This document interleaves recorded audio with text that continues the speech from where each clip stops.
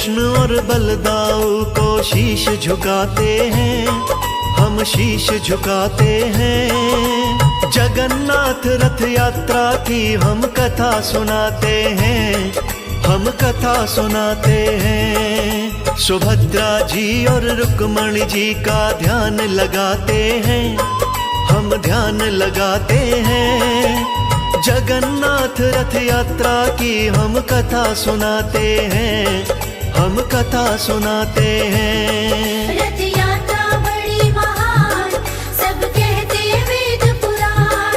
रथ यात्रा बड़ी महान, सब कहते वेद पुराण। प्रिय भक्तजनों, जगन्नाथ का मंदिर पुरी उड़ीसा में स्थित है। वर्तमान मंदिर 800 वर्षों से भी अधिक पुराना है। इस मंदिर में श्री कृष्ण भगवान जगन्नाथ के रूप में विराजमान हैं। साथ में श्री कृष्ण के बड़े भाई बलराम जी और सुभद्रा देवी जी विराजमान हैं। इस मंदिर में तीनों की पूजा होती है।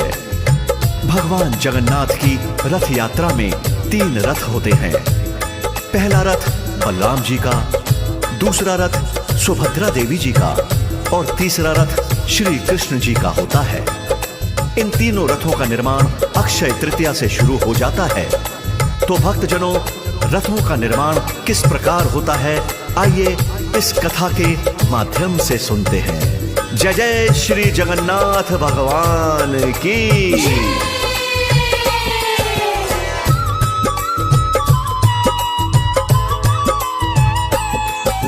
शुरू होता निर्माण रथों का अक्षय तृतीया पर। कुशल कारीगर बुलाए जाते अक्षय तृतीया पर। चयन रथों की लकड़ी का एक समिति करती है। नीम की पकी हुई लकड़ी ही रथों में लगती है। स्वच्छ साफ और स्वस्थ पेड़ की लकड़ी आती है। फिर वो रथों के कारीगरों को सौंप दी जाती हैं। भक्तों, तीनों रथों में कोई धातु नहीं लगती।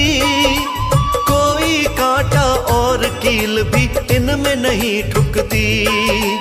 उचित समय पर तीनों रथ तैयार हो जाते हैं, रथ तैयार हो जाते हैं। जगन्नाथ रथ यात्रा की हम कथा सुनाते हैं, हम कथा सुनाते हैं। रथ यात्रा बड़ी महान, सब कहते वेद पुराण। रथ यात्रा बड़ी महान, सब कहते वेद पुराण।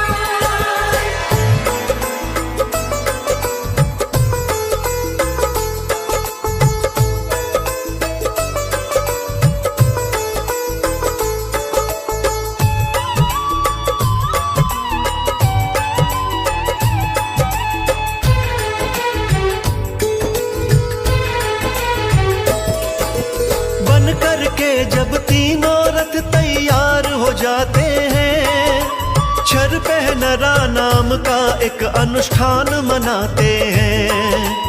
उस दिन पुरी के गणपति जी पालकी से आते हैं। विधि पूर्वक तीनों रथों की पूजा कराते हैं।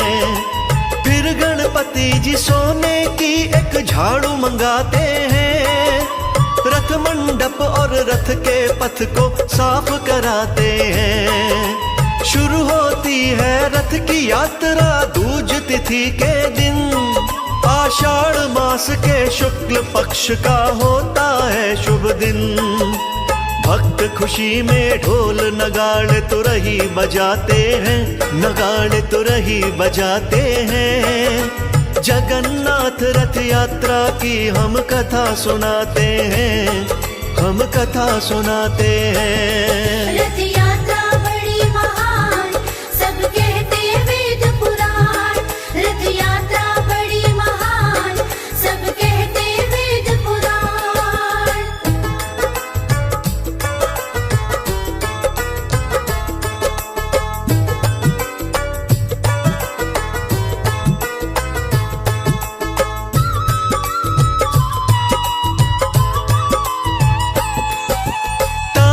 ध्वज बलराम के रथ को कहते बहन भाई। 44 फुट की होती है इस रथ की ऊंचाई। लाल हरे रंग का होता है इसका रंग भक्तों, चलता है ये सबसे आगे रथों के संग भक्तों। देवी सुभद्रा के रथ को सब दर्प दलन कहते, रंग की बात करें तो काले नीले रंग रहते। 44.5 फीट की होती इसकी ऊंचाई, 2 नंबर पर चलता है ये सुनो बहन भाई। पद्म रथ के नाम से भी रथ को बुलाते हैं, इस रथ को बुलाते हैं। जगन्नाथ रथ यात्रा की हम कथा सुनाते हैं, हम कथा सुनाते हैं। रथ यात्रा बड़ी महान सब कहते वेद पुराण, रथ यात्रा बड़ी महान सब कहते वेद पुराण।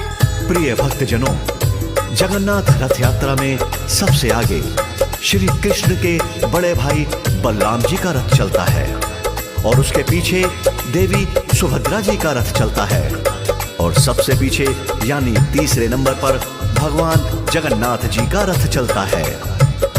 बलराम जी के रथ को ताल ध्वज कहते हैं, जिसकी ऊंचाई 45 फुट होती है, जिसका रंग हरा और लाल होता है।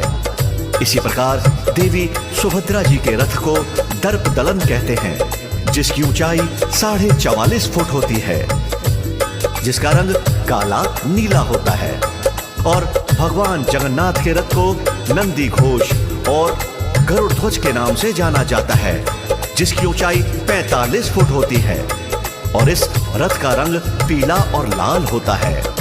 अब आगे की कथा पर प्रकाश डालते हैं, कृपया मन लगाकर श्रवण कीजिए।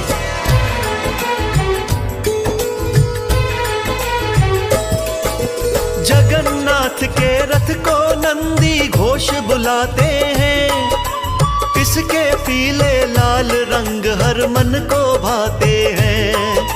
45.5 फुट की ऊंचाई होती है, मोहित करने वाली सुंदरताई होती है। गरुड़ ध्वज है नाम दूसरा इस रथ का भक्तों, बड़ा महत्व है इस यात्रा में इस रथ का भक्तों।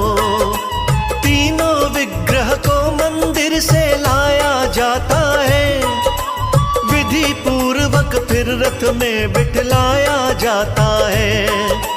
इस मौके पर भक्त सभी जयकार लगाते हैं, जय जयकार लगाते हैं। जगन्नाथ रथ यात्रा की हम कथा सुनाते हैं, हम कथा सुनाते हैं। रथ यात्रा बड़ी महान सब कहते वेद पुराण, रथ यात्रा बड़ी महान सब कहते वेद पुराण।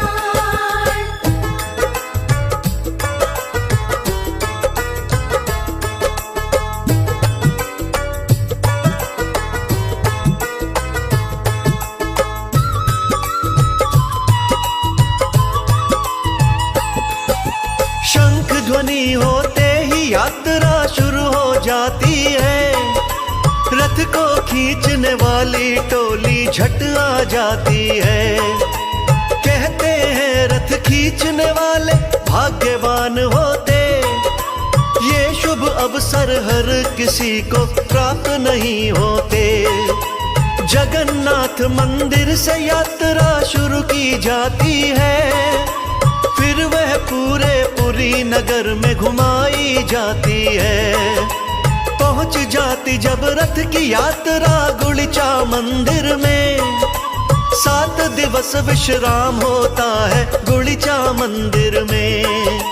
जगन्नाथ भगवान यहाँ दिन 7 बिताते हैं, यहाँ दिन 7 बिताते हैं। जगन्नाथ रथ यात्रा की हम कथा सुनाते हैं, हम कथा सुनाते हैं। रथ यात्रा बड़ी महान सब कहते वेद पुराण, रथ यात्रा बड़ी महान सब कहते वेद पुराण।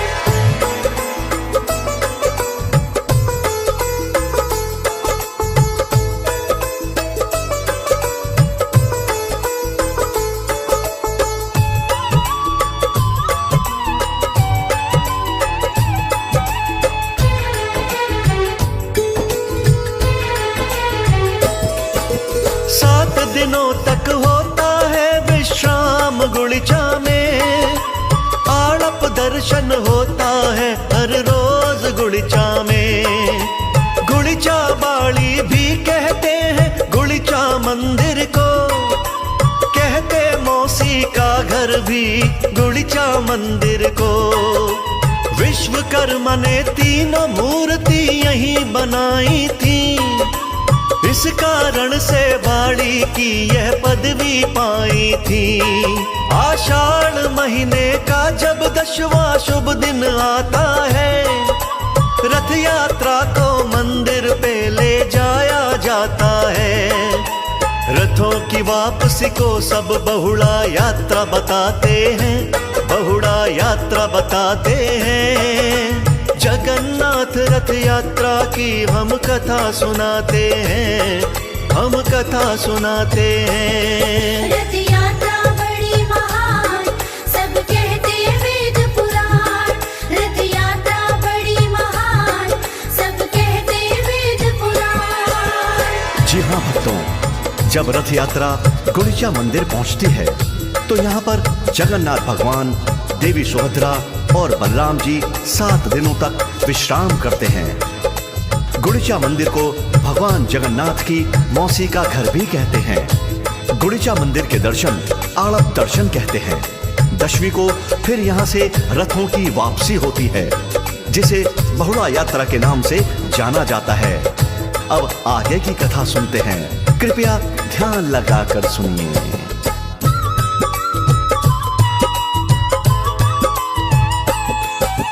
जगन्नाथ मंदिर पर जब रथ यात्रा पहुंचती है, वो तीनों प्रतिमाएं रथ के अंदर रहती हैं। एकादशी को मंदिर के पट खोले जाते हैं, जयकारे श्री जगन्नाथ के बोले जाते हैं। तीनों प्रतिमाओं को फिर स्नान कराते हैं, मंत्रोच्चारण करके उन्हें मंदिर ले जाते हैं। फिर वैदिक रीति से उन्हें प्रतिष्ठित करते हैं। हाथ जोड़कर सभी पुजारी वंदन करते हैं।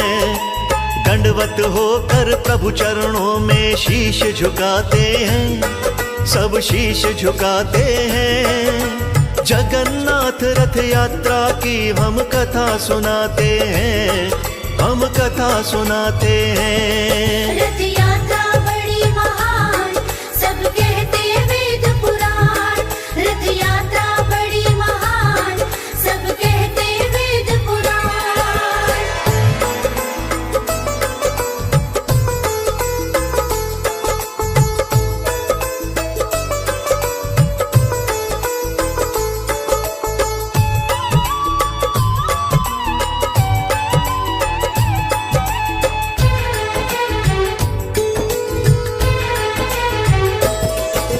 रथ यात्रा वास्तव में भक्तों पर्व अनोखा है। जगन्नाथ दर्शन का सबको मिलता मौका है। इस अवसर पर किसी भी घर में पूजा नहीं होती, और किसी उपवास की कोई पूजा नहीं होती। जातिवाद का भेद यहाँ पर नहीं दिखता है। छोटे बड़ों से प्रेम परस्पर यही दिखता है। पूरी कथा सुनाई तुमको भाइयों और बहना, जो भी गलती हुई हो मुझसे क्षमा उसे करना।